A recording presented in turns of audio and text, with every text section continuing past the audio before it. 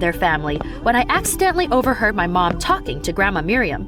I regret adopting Brooke. That was the last straw for me. I ran to my room in tears. I kept a picture of my real dad under my pillow. He was also chubby and definitely wouldn't judge me for my weight. Could I find him? At first, I tried searching on social media, but couldn't find a Stan Rogers that looked like my dad.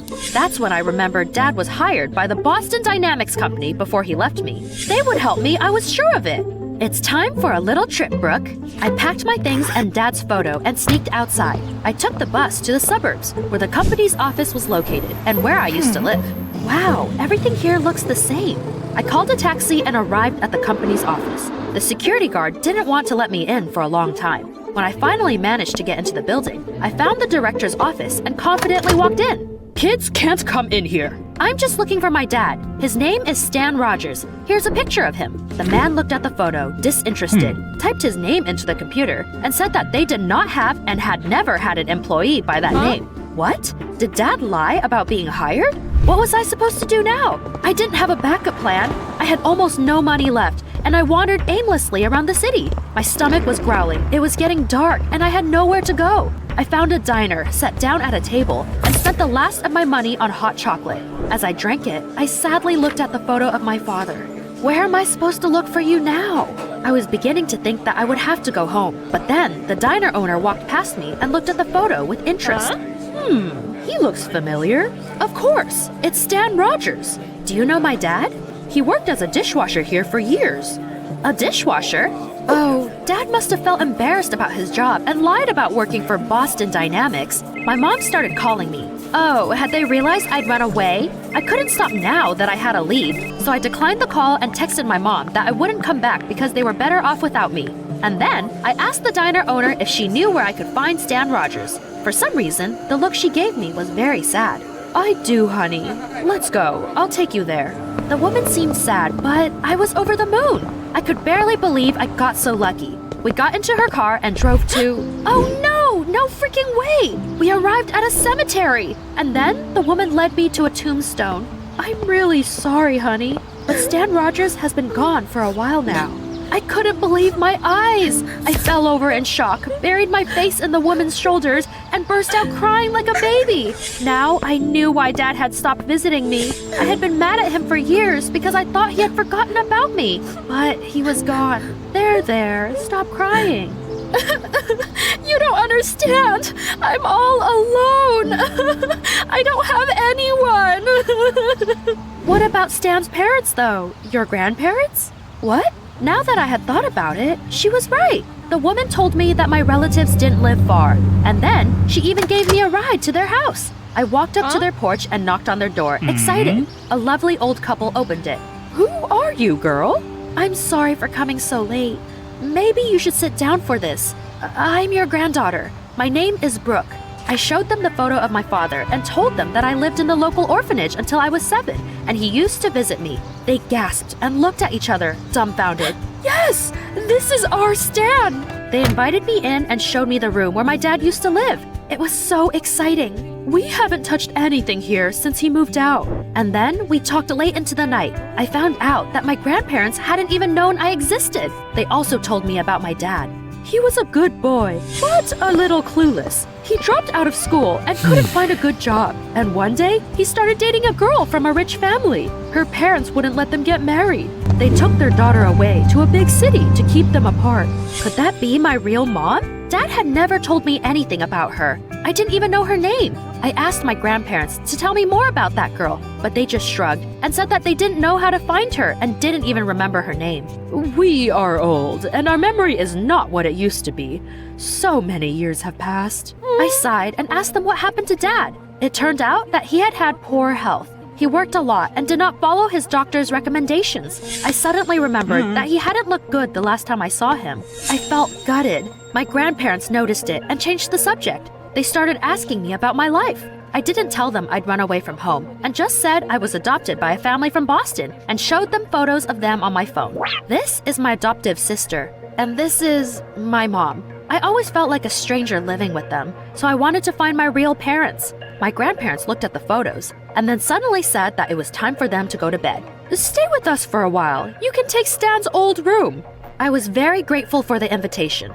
After all, I didn't want to go back to the people who didn't want me. I finally found my real relatives. A few days passed. I stayed with my grandparents and helped them around the house. In the evenings, we played Monopoly or drank lemonade on the porch. During that time, we grew close and became a real family. After Stan died, we felt so empty. But now you're here, Brooke, and you filled the void he left behind. We are so happy we have a granddaughter now. I loved living with them too. So I kept ignoring the calls and messages from my mom. My grandparents didn't know that I had run away from home or that my adoptive family was probably looking for me. After all, it would have upset them. But the truth couldn't stay hidden forever. One day, we went shopping, and I saw milk packages with photos of me and the words, "Help us find her," on them. Oh no! My grandparents couldn't see that! I grabbed their hands and dragged them to another department. Let's go here! Help me choose an, air freshener. But we need to buy milk. It's all spoiled. I'll buy some tomorrow. Phew!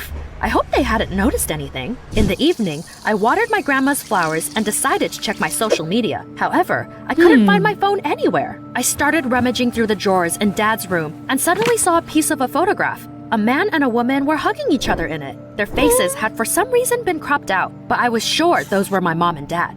Oh, I wished I could see my real mom's face. I put the picture in my pocket and decided to ask my grandmother if she had seen my phone. She was talking on the phone with her back to me, so she didn't see me walk into the room.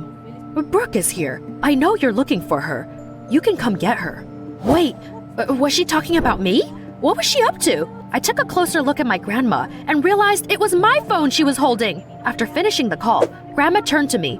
Oh, Brooke, you scared me. I'm sorry I took your phone without permission. She reluctantly handed over my phone. I nervously opened my calls and saw that Grandma had been talking to my adoptive mom. Heck, Grandma and Grandpa had found out the truth after all. But the worst thing was that they didn't want me either and decided to get rid of me. I thought you were different, but you don't care about me either. I ran into my room in tears and started to frantically pack up. If my adoptive mom was coming to get me, then I had to get out of there as soon as possible. I pulled my clothes out of the closet and a piece of paper fell out with them. I quickly unfolded and read it. It was a love letter my real mom had sent Dad. Dear Stan, my parents took me to Boston. Look after our girl. One day we will see each other again. No way! My real mom had been living in the same city as me this whole time! I finally knew where to look for her. I grabbed my things and ran outside. My grandparents tried to stop me, but I didn't listen to them. I'd had it with traitors. It was late, but I was hoping to catch the last bus to the city. However, it departed from the stop right in front of my eyes. Ugh, why was I so unlucky? But I was too determined to let that stop me. I decided to walk in the dark instead of going back to my fake relatives who smiled to my face and dreamed I would disappear from their lives behind my back. However, soon, my resolve began to crack. It was completely dark. On top of that, it started to rain, and there wasn't a soul around. It was creepy. I was blinded by the headlights of an oncoming car and froze. The car stopped, and my adoptive mom got out of it, shaking with fear. Brooke, I was worried sick. Oh, thank goodness I found you. Hurry up and get in the car. Not for the world. I know you don't love me. I'm going to find my real mom. I took the picture of my parents and shook it in front of her face. My adoptive mom suddenly burst into tears. Brooke, you silly girl. I am your biological mother. I froze in confusion. What was she talking about? Mom pulled out 2 heart-shaped lockets out of her pocket and asked me to open them. Inside one of them, I saw a picture of Dad. And inside the other, a photo of my adoptive mom in her youth. I was so confused. Then I looked at the photo I'd brought with me again. That's why the faces had been cut out of it. Then another car drove up to us, and I saw my grandparents. They had got worried and went looking for me too. We hid from the rain to talk about everything. Sweetie, when you were born, Stan and I were so young. Our parents were against our marriage. They wanted us to finish college and find jobs first. That's why they insisted that we leave you at an orphanage. I was taken away to Boston, and Stan stayed here and visited you. But unfortunately, he got sick soon. I still keep these lockets though. I never stopped thinking about you, not for a minute. Then, she told me that she soon met a man, married him, and Clara was born. They adopted me after buying a big house. I should have told you the truth, but I was so ashamed of everything I've done.